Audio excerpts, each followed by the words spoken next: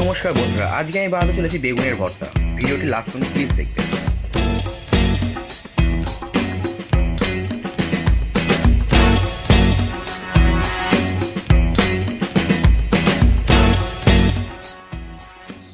বন্ধুরা, প্রথমে আমি দুটো মিডিয়াম সাইজের বেগুন নিয়ে সেটা ভালো করে তেল মাখিয়ে নিয়েছি।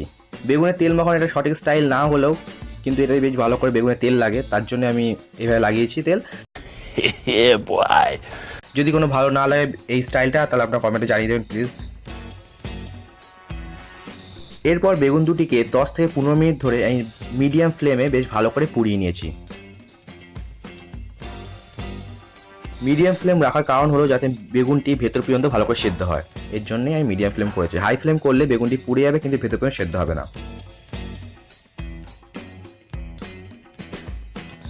বন্ধুরা, আপনারা দেখতেই পাচ্ছেন বেগুন দুটি আমরা বেশ ভালো করে পুড়িয়ে নিয়েছি এবং এটি চারপাশ দিয়ে আমরা ভালো করে পুড়িয়ে এবারে খোসাগুলি আমরা ছাড়িয়ে নেব।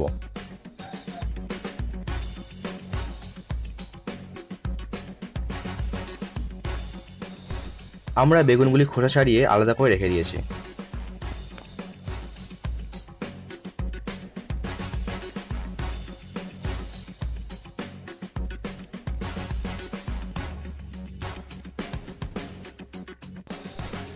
আমরা এখানে চামচের সাহায্যে বেগুনগুলোকে ম্যাশ করে নিয়েছি। আপনারা চাইলে চাকুর সাহায্যে এগুলো ছোট ছোট পিস করেও কেটে নিতে পারেন।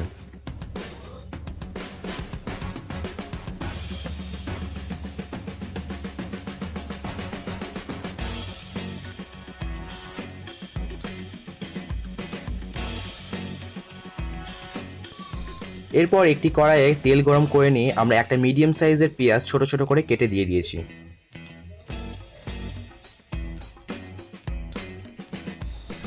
এরপর পেঁয়াজগুলো 20 থেকে 30 সেকেন্ড বেশ ভালো করে আমরা নাড়াচাড়া করে নিয়েছি।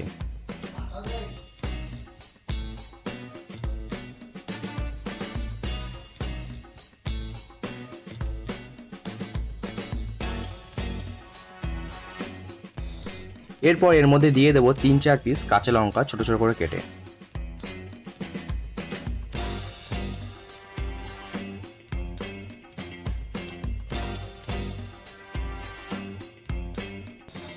এরপরই এর মধ্যে দিয়ে দেবো আমাদের রেখে দেওয়া গুঁড়ো মশলাগুলি। দিয়ে দেবো 1 চামচ শুকনো লঙ্কার গুঁড়ো,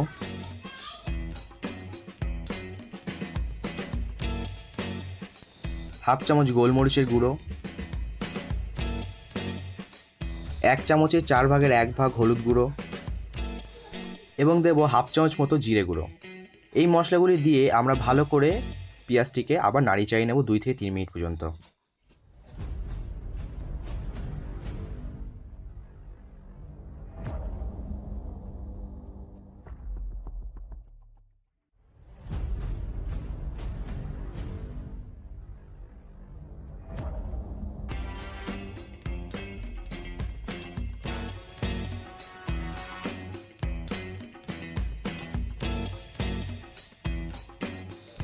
দুই থেকে 3 মিনিট পর এরই মধ্যে দিয়ে দেবো আমাদের ম্যাশ করে রাখা বেগুন পোড়াটি।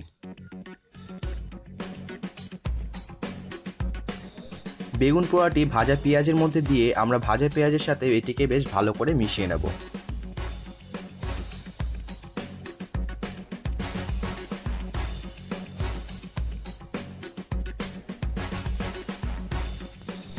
পোড়া বেগুনের সাথে পেঁয়াজটি বেশ ভালো করে মিশিয়ে নেওয়ার পর এরই মধ্যে দিয়ে দেব পরিমাণ মতো নুন। আমরা নুন আগে দিইনি কারণ নুনের পরিমাণটা সঠিকভাবে বোঝা যেত না, এর জন্য আমরা নুন বেগুন পোড়াটি দেওয়ার পরেই নুনটি দিয়েছি। আপনারা চাইলে নুন আগেও দিতে পারবেন যদি আপনার পরিমাণ সঠিক বোঝেন তাহলে।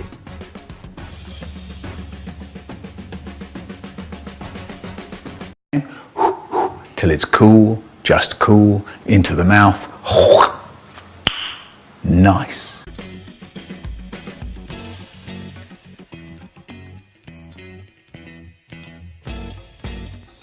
নুন দিয়ে 1 মিনিট মতো ভালো করে নাড়িয়ে চাড়িয়ে নেওয়ার পর এরই মধ্যে দিয়ে দেব আমরা ম্যাগি মশলা।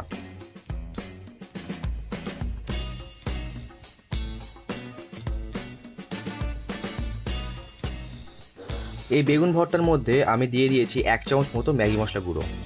আপনারা চাইলে পরিমাণ বাড়াতেও বা কমাতে পারেন।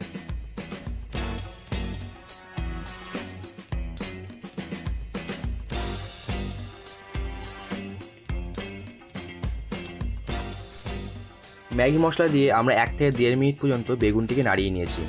এরপর এর মধ্যে দিয়ে দেব 1 চামচ মতো ধনেপাতা কুচি।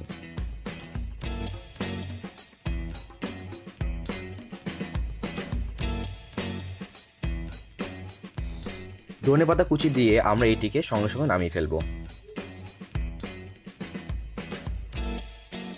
বন্ধুরা, আমাদের নিউ স্টাইল বেগুন ভর্তা রেডি হয়ে গেছে। ভিডিওটি যদি ভালো লাগে তাহলে অবশ্যই সাবস্ক্রাইব করবেন এবং শেয়ার করতে ভুলবেন না, এবং কমেন্টে জানাবেন যে ভিডিওটি কেমন লেগেছে, এবং বেল নোটিফিকেশনটি অন করবেন অবশ্যই, যাতে আমার নতুন নতুন ভিডিও আপডেট আপনি পেয়ে থাকবেন।